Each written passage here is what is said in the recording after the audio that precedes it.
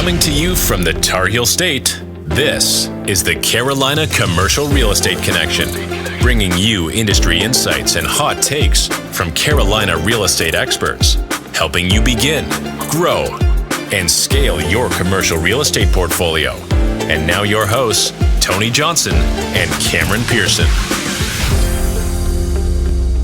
Welcome to another episode of Carolina Commercial Real Estate Connection. Today we have Eric Rice. Eric's out of Pittsburgh, Pennsylvania. Eric, thanks so much for joining us today. Thanks for having me, Tony. I'm looking forward to getting into it. Awesome. So Eric, tell us a bit about where you've come from and where you are now.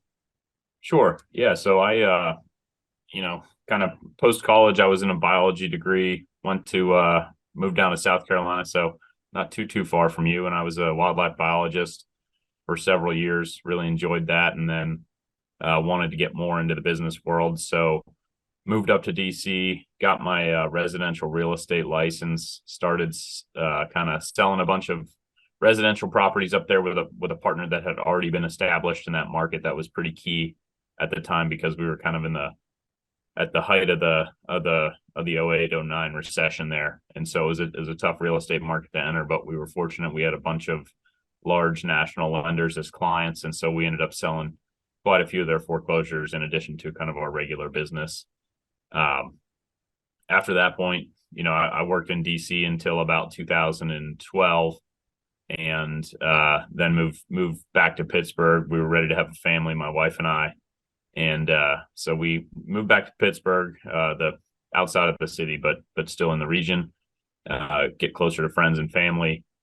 Started selling residential real estate here again at that time. I had another small business at the time as well, a healthcare data company that's still in existence today. And then I, kind of decided, and it had kind of been chewing at me all along where it was kind of like, all right, I can make quite a bit of money on an annual basis selling residential real estate. But the minute I stopped selling is kind of the minute I stopped making money. And that didn't seem like a great long-term plan to me. So I decided I wanted to get into buying and holding kind of commercial size investment properties. So started that in about 2017 and picked up a couple of partners along the way. My brother, Patrick Rice, who's full-time in our company as well.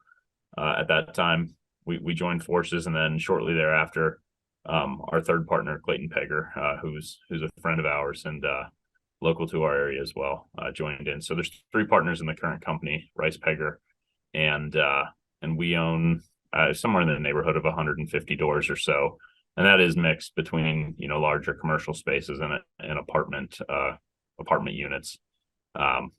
So that's kind of where we sit today, and we've got big goals and kind of a long way to go to get to them, but I'm looking forward to the journey. And I think we're about to get into a season where we can really make some progress on those goals. So I'm excited.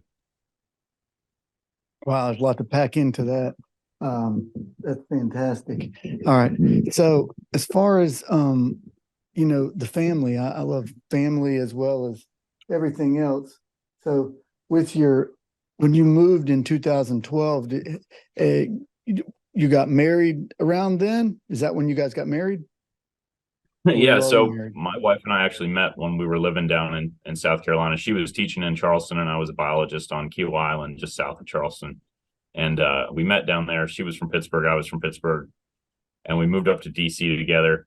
We got married shortly thereafter. Kind of lived the single life in terms of, I say single. I've had kids for so long that I consider being married without kids single, I guess. But living the no kid lifestyle in DC for a while, and that was fun. And then in our right around 30 years old, we were like, all right, let's have some kids. We want to plant some roots, have a family, and so. In doing that, we made the decision that we want to be closer to our families to kind of help raise those kids and have that support system around us, which is why we decided to move back to Pittsburgh. And how many kids do you have? We have two kids. So I've got a 10, turning 11 later this week, year-old daughter, and I've got an 8-year-old son. Awesome. That's fantastic. All right. Well, that's great. Yeah, it's and family, is what drives us to get all this stuff. So, just want to dive into a couple little things before we dig into your real estate investing and ventures. So, you said you started a healthcare data company. Could you tell me a bit about that? That's still in operation, you said. So, how does that work? What is it, and how's it operating? Yeah, so it's kind of an offshoot on my professional journey, I would say. So when I moved back to Pittsburgh, my stepfather was in the medical field and was opening some small offices across the country. And his specialty was in kind of rare disease medicine. And so he was kind of treating these isolated populations of patients around the country. He ended up, and so I, was hesitant to do that for a while. But he kind of ended up persuading me that, hey, this is a good opportunity. So I jumped in and started helping and open some of those offices around the country and kind of organizing the back end of that business. And shortly thereafter, he ended up passing away. And when that happened, we had a pretty substantial patient population base, probably a couple hundred patients around the country. And they were all on short length, like 2-week infusion cycles that they needed to be on. So myself and one other employee in the business worked quickly to make sure all those patients got off to places where they could be treated, et cetera, in a timely manner. And while we were doing that, there was this big part of that business that wasn't a big monetary part, but just an important part for the patient populations was the data registries where their information was logged and then used to be studied in the future by scientists and researchers working to come up with better treatment for those patients. And so a lot of those patients were going to be at sites where they were ended up lost in that registry, and they had all this good data entered. And I said, well, I'm not a doctor, so I can't treat the patients, but if I could keep up that part of the business, that'd be a good thing. So we worked with a drug company, found a physician in Ohio to partner with us, and myself and my current partner in that business kind of started that data business at that time. So the gist of it is we collect data on those patients. It's all de-identified, and then it's entered into these medical registries, which are used for study and research of those diseases. And so that's the piece that's still going forward. And we work with it's a small company. There's just 2 of us in the company, and really I'm relatively passive at this point. I think we work with about 125 to 150 patients across the United States, just collecting data and making sure it gets into the right place. That's awesome. Now, when you were setting that up, and you're saying you're relatively passive right now, and I guess I'll circle back to this later is when I get a little bit more info on you. So on the real estate, you were doing the selling of the residential real estate in DC, moved down, continued doing it in Pittsburgh a bit, and decided your path was better served to buy and do investing in real estate. So could you kind of tell me what was the biggest eye opener? I know you were doing some residential real estate in the beginning. What was the transition point from doing residential fix and flips to starting into commercial? What was your first commercial transition purchase investment? Sure. Yeah. And it's a great question. I think the way I got there kind of mentally was I did a couple of flips and I was like, all right, this is good. I mean, some of them had their challenges, especially the first one, but once I figured that out, I was like, okay, this is good, but it's still pretty active income, right? Like as soon as I stop flipping properties, I'm gonna stop making money. So, a friend of mine, turned me on to a podcast. It was kind of early days of podcasting. It was Old Capital Podcast, which still exists today. And it's kind of a lending based podcast out of Texas where they do tons of multifamily transactions. And I listened to that a couple episodes and I was like, oh, okay, this is how people do it. And so once I heard that, I decided, all right, so it's multifamily is probably where I want to be. And so the first portfolio we bought was this pretty rough portfolio. It was the second half of an estate portfolio, was 37 units, I want to say. And we paid, I think the first half sold off pretty easily. The second half was sitting around for somebody to take. Oh yeah. And we're friends with the guys that own the first half of it, and they've done a fantastic job with it. And we kind of, I'd say, we're partners, not financially, but partners in terms of what's going on in that area. So they bought the first half and we ended up buying the second half. And it was, I think they were asking like $2 million or something for it. We ended up paying 1.223 million. So call it 1.2 million. And it was 37 units spread out across a couple of apartment buildings. Some of them had some mixed use, so kind of commercial space on the ground level. And then thrown in there too were some vacant houses, an abandoned lot, a couple of random things as well that we ended up selling off. So that was the first purchase. We didn't have, enough money at the time to do it between my brother and I. And so this is the time where I had been, friends with my neighbor for a long time. And we'd always talked about business and doing something together. So we approached him about kind of coming in as a third partner on that. And that's the start of Rice Pegher there. So we all went in on that and we're able to take that down, and then did a whole bunch of heavy value add over the first year, and then refinanced, I think, about 85% of our money out of that transaction and went and bought more stuff. 85%. Awesome. All right. So this is always, the first property people always do when they get these, nobody ever has the money the first time they're doing something like this. So it's always a big mind trick on how to do all this. So I want to dig into this just a little bit if we can, because these are always the most fun when you're learning about someone, their first deal. So we have a property was 2 million. You guys get it for 1.2. Did you do standard financing on the deal? That would be question one. We did. So we ended up getting 80%. So we got the bank to agree to, look at it as completed value, right? And we ended up getting 80% of the financing from that local lender. They financed 80% of the purchase and 100% of the rehab costs that we estimated at the time. Now that estimate was not great. It was mine, and it was, spreadsheet math and best guesses. And, we ended up doing very well on that property, but I would say we didn't hit our budget on that property, and we spent money in a lot of places we didn't expect. And we didn't spend money in other places we did expect. So we're very fortunate to have a local lender that had some faith in us for no real reason, other than we created a nice package. And it looked like we knew what we were doing when we went to talk to them. Yeah. All right. So when you mentioned it initially, so we had 37 units, and from what you said, you had apartments, commercial mixed use, vacant buildings, empty lots, and you quickly breezed and said, we sold off some of this. So let's go through based on what you said. So we have mixed use, we have apartments, we have vacant land, and we have vacant building. So is that to cover it all? Yeah, it does. Okay. So what did you sell off of that? So we donated a vacant lot to the local community development foundation, who ended up selling it for like 15 or 20 grand. We just kind of wanted that off of our books. It was kind of a hazard in our mind. But they liked it and they made some money off of it, which is great.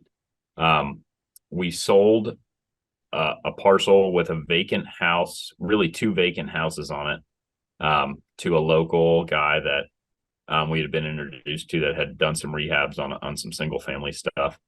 And at that point, that was it initially. And then we went to work on, there was a 12 unit building, and that was 9 apartments and 3 commercial storefronts. So we went to work rehabbing that. There was a 7 unit apartment building. We went to work rehabbing those. What else was there? There's like a 3 unit in there, which is almost like a townhome style triplex. We renovated those. And there were a couple of others. So there was one big full on commercial building. It was probably about 10,000 square feet. That was leased out when we got it. We had started on plans for that, and but it was occupied, so we didn't have to do too much there initially. And then there was a big building, I would say closer to, 15,000 square feet, a 3-story building next to that had some commercial in place on the first floor, and then the second and third floors were vacant. So we got to work on design plans for that, of turning that into an apartment building at that time as well. Holy moly. Now, do you own any of this stuff still? We do. Not the last two I just said, which is probably why I forgot about them a little bit. Sure. We sold those after several years, just maybe 2 years ago. We sold those to that other group in the same small town outside of Pittsburgh that had bought the front half of that portfolio that we had, since become friends with. Mhm. And they have an in-house construction company, and they were just able to take advantage of doing that work at a lower cost on those two buildings. And they've done an incredible job with them. And they own those two now, but everything else we still own. And we added some other just kind of apartment buildings, small apartment buildings down there, a 5-unit, a 7-unit, and then another 4 apartments with 1 retail space underneath of it. So if you can picture it, it's kind of a small town. Sounds like a home run of a deal for your first deal. This is not normal with this. This is a crazy good deal. I mean, unless this is in the most dangerous area of all places. I mean, this is a ridiculously good deal. Yeah. I mean, it just was, I think we took 6 dumpsters of trash out of the one building in the first month. Like, it was just messy and hairy. And it's in a good quality, like, working class neighborhood right outside of Pittsburgh with, a little commercial Main Street and that kind of stuff. So it was a good deal. There were just fewer people buying at that time. And I guess not a lot of people were willing to do that amount of work. Yeah, 2017 was still you were still definitely able to get deals. I mean, the foreclosures had all dried up, but things were still not moving great. We were still coming. There was a transition in political change, and the economy was starting to kind of churn up in a great direction, but it really wasn't felt universally. So people still had the mentality that real estate really wasn't going anywhere because it had been flat for so many years. Realistically, from 09 to 17. 17 is really when it started to kind of build up some momentum, but still there was tons of deals still available. And this sounds like a fantastic deal.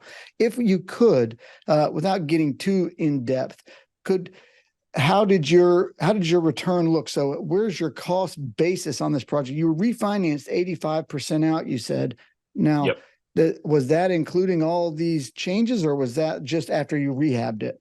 Yeah, that includes everything. So, like, we put 140 grand a guy into it initially when we bought it. So that's 3 times 140, whatever that is.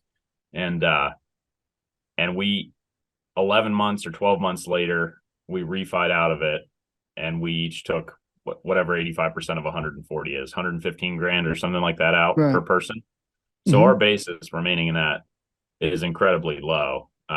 We did then use that money to go buy some additional properties down the road, but have since refied those as well. And so that was our model at the time, and it was a good model. It's a little less relevant now in a lot of ways, just with rates where they are. But if at the time, it was a good way to kind of make your money go a long ways. We weren't raising investor funds or anything at that time. We wanted to make all the mistakes with our own money. We made plenty of them. Okay, so let's go. We still did pretty good. Well, yeah, sounds like you did phenomenal on this one. This is something, whenever you're getting a deal, when you have this many different things in the deal and you can package something like this together, it gives you so many options of selling off portions to lower your cost basis. You're renovating these things to, build equity and sweat equity. So great first project. So moving on beyond this, that's awesome that you did so well on your first one, did it all with your own money, created a great partnership. It worked with these same partners because you're still in business with your brother and your friend today, which is awesome. So you've got that. So let's walk through the next couple projects, because now you're building some momentum. You guys are feeling good. What was the second, third projects? What were those all about? Yeah, so the second one I kind of lumped. Well, I've mentioned it a couple of times already. We bought those additional units right in that same area outside of Pittsburgh. So, and the same thing kind of roughly happened there. The third one, and kind of our first in a new market, was another small town outside of Pittsburgh. It was a mixed use property. It was on another Main Street property, and it had been kind of vacant for a bunch of years. It was a family that owned it. They had operated a restaurant out of there. And they shut that down, I don't know, 5 or 6 years prior. There were holes in the roof, flat roofs, so a bunch of water damage, mold, et cetera, et cetera. So it was basically vacant, other than I think one apartment. But that was commercial. So I think in total there's, let's call it 5,000 square feet of commercial space there. And then there's 3 apartments on the second level and in the rear of that building. So we bought that. That was a seller financing deal that we were able to come up with.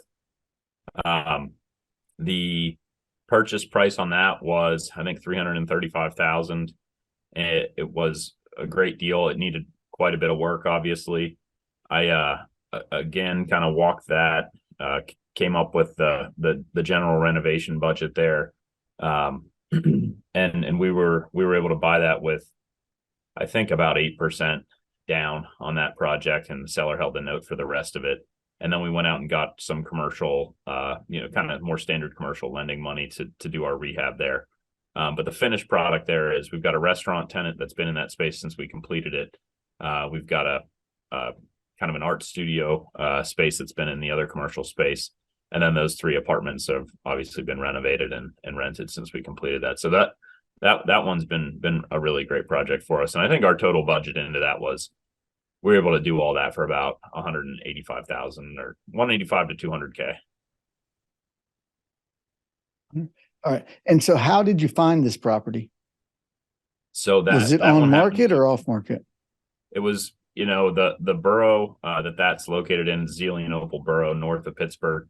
The council had passed some laws kind of saying, like, hey, if you got a vacant property on Main Street, you either need to be in the process of renovating it, or you need to at least make an effort to sell it. So like the effort to sell it, to kind of check the box there, was the guy had taped a note in the front window with his name and his phone number on it. And a friend of mine had told me about that. And so we called him and just dealt with him directly. So I don't know if you consider that on the market, but it wasn't it wasn't with a broker. There's like a postcard on the door, I don't consider on market. So that's awesome. Yeah. that you found that. And so, how did you approach them with the seller financing? And could you kind of walk us through the deal? I know you said 8% down, kind of walk us through how you negotiated and structured it and why it made sense for them and you. Yeah. And this is a kind of a tactic or a method I still use today. And often if I'm dealing directly with the owner, or if I know there might be some potential there for seller carry, in my letter of intent that I submit to that building owner, I'll lay out a couple of scenarios, like A, B, and C. And A might be, the lowest price with conventional financing, and just nice and simple, clean cut type deal for the owner. B might be, we'll just do A and B. And B is, hey, I can give you 10% more for the building, but you're going to have to carry the note. And here's how we're really going to get to that 10%, and maybe it's 20% more, because if you hold a note for 5 years on a couple $500,000 or something like that, you're going to gain an additional $100K in interest payments over that time. So I kind of lump that into the number, and I show them a couple of scenarios. And then usually that ends up with, hey, let's sit down and have a conversation about this. Before I do that, though, I definitely make it a point to go over what we've done as a company in the past, who we are as principals or owners of that company, and kind of our commitment to that type of project and our knowledge. Because in my opinion, or in my experience, if you just throw out a seller finance type offer to somebody without that background, they're like, oh, well, these guys don't have any money, so I'm not even going to take them seriously, which is usually also why I put a conventionally financed offer in there as well. I'm happy to take either A or B. They both work for me and my company. I really like that. So you're the first person that's ever kind of proposed doing that. Now I hear the 3 offers. So you do lower price, 10% more for owner finance, maybe another 10% more if you do master lease with an option or something other, to get a third offer. And, but I would understand where the majority of people they see these offers. One, a lot of them don't understand the offer and why it's beneficial to them. And unless you're getting to sit down, like you're saying, and chat with them, then they're just going to be like, no, I just want to get out of the deal and give me more money. Right. And they Right. don't quite understand. So you really taking that time to sit down and talk to someone and getting in front of that owner is extremely important, as long as you're understanding what you're offering and able to explain it to them in a way that they can understand how it will be beneficial to them. And I love the idea of saying, what we've done in the past, and here's kind of our track record and a little bit about us, because the reality is, if somebody's going to hold a note for you, it's not like they're able to do like a bank. They're not underwriting it as a bank. They're just a person, and they just have to have complete trust in you. So as opposed to being like, here's how quickly you can take it back, and you don't have to do this, you don't have to do that, you're building trust, which makes them a whole lot more inclined to take an offer like that. So I think that's fantastic. And kudos to you for, creating a nice relationship method for making the deals like this work. I think that's awesome. So now these we're all talked about so far are ones that you and your partners did on your own dime, figuring everything out, like you said initially, and making sure you did it right before you ever considered taking and using anyone else's money. At this point, you guys are doing more stuff, bigger deals, and have taken on investor capital. Could you tell us a bit how that got started, and when you started doing that, maybe a project or two that you've used investors on, and kind of what you've done? Yeah, absolutely. So that project wrapped up. That was successful. We did a couple of other on that same block in the same form and fashion, really. And then we got an opportunity at a deal that we had looked at way back, like back in 2017 when we first started. It was 62 apartment units, a 30 unit and a 32 unit. Another small town outside of Pittsburgh. We had looked at them, like I said, way back in the day. It was above what we could have figured out how to do financially with our own money at the time, and so we had kind of backburned it, put it on the table, and I guess somebody else had purchased it anyways. An out-of-state investor had purchased that. They lived down in Florida. And effectively during those 3 or 4 years, they ran it completely into the ground. And it wasn't that far out of the ground back then anyway, but they finished it off. And it came back onto our radar.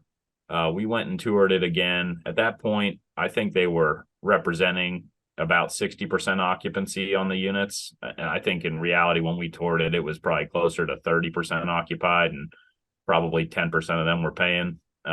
So it wasn't in a good spot. The buildings were pretty decent structurally. They were like 70s built, kind of split level style apartment building, half a set of steps up, half a set of steps down. So the first floor units are half underground, half above ground, if you can kind of picture that garden style. And we walked it and we're like, okay, we can't pay you what you want. Our real number on this is somewhere around $10,000 a door, which is, not great if you have a $1 million purchase price on that a couple of years before or whatever. So we negotiated that. It took a long time to negotiate it. We got that locked up, and so I think we were paying $630K for that. Our renovation budget for that project was about 1.5 million, I want to say, to get those back into condition. And at that time we were like, okay, we've got the experience. There's a lot of meat on the bone in this deal. We could go raise some money on this and use it kind of as a starter project for, all right, how do we syndicate? And what does that look like? What does that process look like? So we went out, raised some funds on that deal. Our initial raise, there's one other building, not to complicate it any further, one other building in the other town that we had done the Main Street redevelopment stuff on that we threw in there as well. It was a commercial mixed use building. And so the total raise we needed to make to fund that first syndication was $1.5 million. This was in, I want to say 2020 or 2021. actually. 2021 is when it was. And so we kind of pulled together a nice package outlining what the projects were, again, outlining what our experience was and what we had done. And we just did a kind of a friends and family raise. And we were able to, with kind of an email and a couple, certainly some phone calls with different investors in a webinar that we did. I think we had that 1.5 million raised within about a week. And in a week on your first time doing it. So were all three of you involved in this raise? Yeah. Mm-hmm. Okay. Yep. All three of you were involved. And had any of the three of you ever raised capital prior to this? No. So you raised in 1 week $1.5 million. Three of you never raised anything. Now that's you're passing over that like it's nothing, but that's a massive deal, and it's a mindset thing, because the majority of people that are trying to raise capital initially first time, they're looking at 200,000-300,000.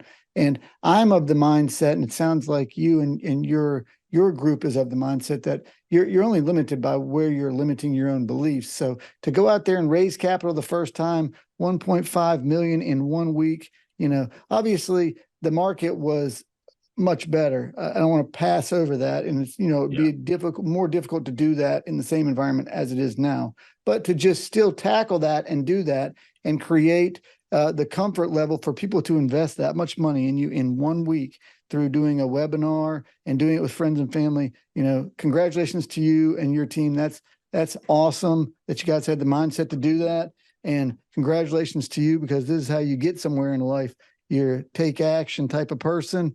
And, you can sit on the sidelines for the rest of your life, or you can go take action like Eric's doing here and become something. So congratulations to you. So you guys raised $1.5 million. And so walk us through that whole process. Yeah. So, part of that process was just learning what we needed to do and having the right attorneys in place to draw up the correct private placement memorandums and make sure that we were following all the SEC rules and all that sort of thing, which was new for us. The reality is there, if you've got a good team, they help you out a lot with that, and it does cost some money, but it's you got to pay to play. So once we raised those funds, that was a tricky deal to close. There was hiccups with closing. The seller ended up being short on what they owed the bank. There was some other bank involved that we didn't know about. Basically, I just got on the phone directly with all those banks and said, look, you don't want this property. Like, you're going to have to figure out something else with this seller, and we're going to need to close this. And they eventually agreed to that. So we did get that done. And then we pretty much got to work on, on the 30 unit building. And that was our first priority. And then we were going to move over to the 32 unit building. So I will say our budgets went incredibly well. Like, we hit our budget. We had $100,000 contingency in there. So we used up our budget plus our $100,000 contingency, although we had a little bit of that left over, which we were able to use to pay off some operating costs, and the bank let us do that, which was great. That part went great. The timeline, not as good. So I wanted to start doing distributions in month 18. And we ended up doing our first distribution in September of this year. So that was month 24. So I would say we missed our construction timeline and our lease up timeline, if I mash those together, by about 6 months. But I'm still incredibly happy with the project. We certainly exceeded all of the projections and expectations by quite a bit. I mean, I think we were, we were under on our rent projections by about 20%. And again, that's kind of probably due to our conservative nature. I'd much rather under promise and over deliver. And so I think right now those buildings are worth between $4.5 and $4.7 million. And we're all into those two for about 2.2. So basically a double up, and that's with today's conditions in mind. So that's expanded cap rates. That's me projecting flat rents next year, 2% rent growth after that for the next few years. And so I actually think we'll do better than that, but we're just going through all of our, I would just say we're stress testing our portfolio, all the different pieces of it right now. And I happen to know those numbers because I was just looking at that last week. And that's with my current updated kind of stress predictions in place, and those things are still going to cash flow really well for the investors. I think the average cash flow on those will be, just as they sit right now, around, between the two buildings, around 13% annual cash flow. And then that's not to mention any of the, the equity pops that we get with a refi or a sale down the road, which Awesome. are substantial.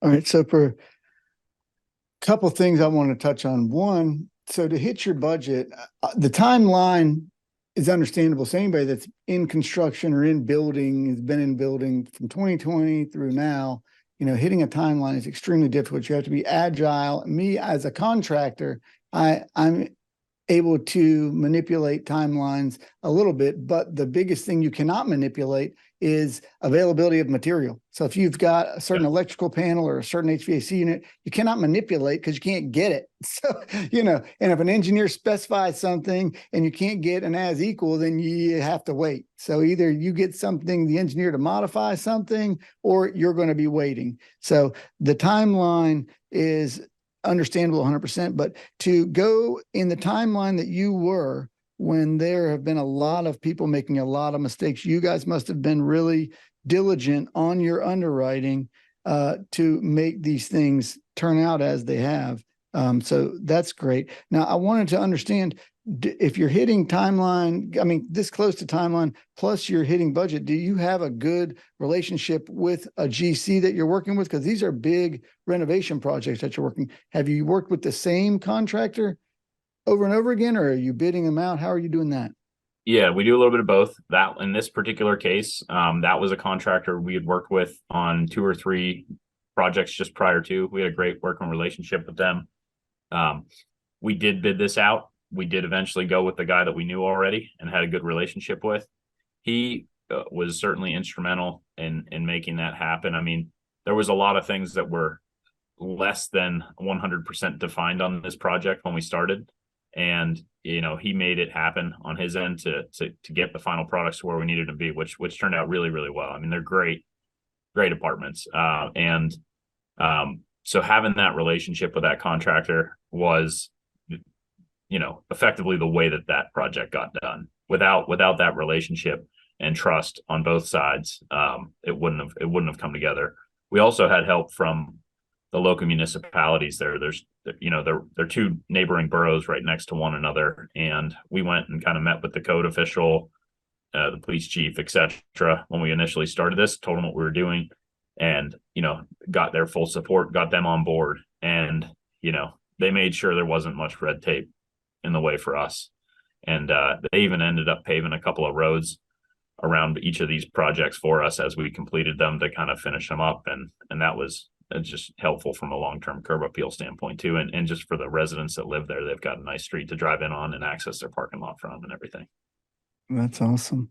Yeah. To go through that real quick, networking in the communities that you're operating in, building these long-term relationships, doing what you say you're going to do to city officials, to contractors, to people that are leasing and become your tenants, being a person of your word, building long-term relationships, that gets around and it helps you as you grow, becoming a better person. Obviously, you guys are a legit group that are out there producing quality goods and building good, long-lasting relationships, because you wouldn't be able to grow and do this well if you weren't doing that. So anybody can go and, put some crap together and put something and throw it on some paper and say it's going to do well. But just listening to you and all of these things, the reason that you guys are becoming successful from project and gaining this momentum is because you guys are obviously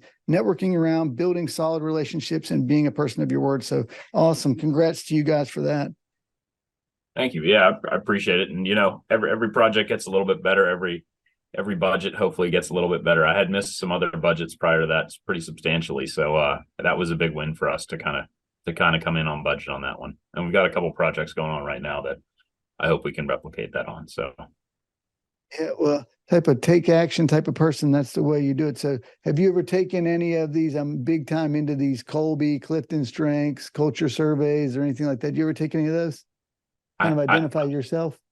a little bit of like some of the disc profile stuff I've done, and then I certainly read a ton of books on mindset and organization. Organization is not my strong suit. Mindset I'm getting better at, and just, I mean, I think the key takeaway, and I don't know, I've probably read enough books at the moment where I could stop for a little while and wait for something new to come out, but there's not a whole lot of new stuff under the sun. And it just kind of motivates me to keep reading them and keep reminding myself of those basic principles and tenets. And really it's like, hey, move forward, be a good person, do what you say you're going to do.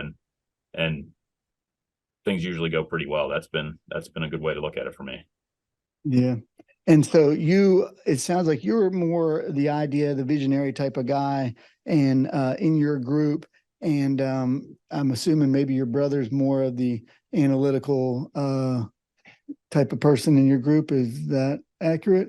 Yeah. And we're just kind of working that role out now. So when we started this, we were all still, operating our full-time jobs. I was a real estate agent selling a bunch of real estate. My brother was an ad tech working for a New York-based company. He was in New York at the time. And my other business partner operates a private jet company. And so, at the time this was a side hustle for us. And it took until about, I'd say almost 2 years ago now, when I moved into this company full time, started drawing a salary. And at that time it was me and a maintenance technician. And since then we've brought property management in-house. So we've got a full-time property manager. We've brought bookkeeping in-house. So we've got a 3-day a week kind of bookkeeper. And then just a couple of weeks ago, my brother was able to exit his job and come in full-time as well. So he's certainly going to help with organization and implementation of lots of ideas and things that we've had over the past couple of years that we just haven't had the capacity to get to. So pretty excited about that. And we've kind of positioned ourselves to take advantage of what we expect to be, quite a few opportunities coming up over the next 12 to 24 months. I said that a year ago, and I've been wrong for about a year, but I think we're finally starting to see some of those larger opportunities come up that we're going to try to execute on. So I'm pretty excited about it.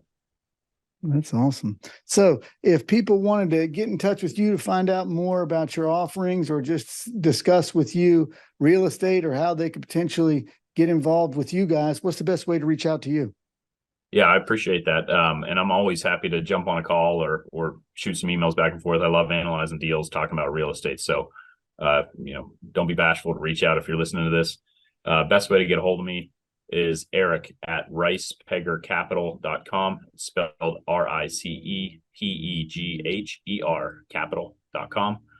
Or you could find us on Instagram at Rice Pegher, probably on Facebook as well. And love to hear from you. Awesome. Well, Eric, thank you so much for taking the time to join us today and walking us through everything. And we'll look forward to hearing from you down the road and finding out how you're doing and all the big projects you got coming up down the road. Thanks again, man. I really appreciate you joining us today. Thanks, Tony. I had a blast, man. Appreciate it. Yeah, appreciate it.